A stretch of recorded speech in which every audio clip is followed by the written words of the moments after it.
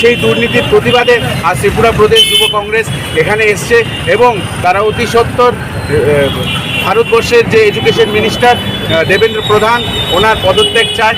কারণ উনি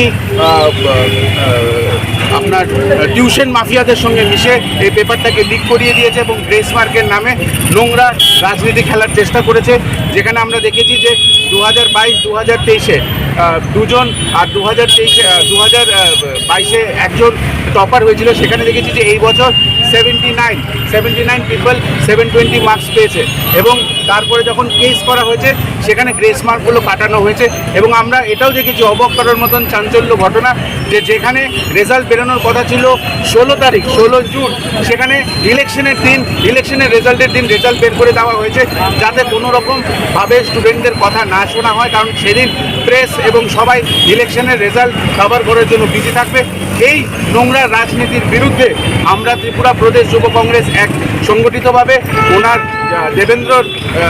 আমাদের ধর্মেন্দ্র দেবেন্দ্রর পদত্যাগ চাচ্ছি।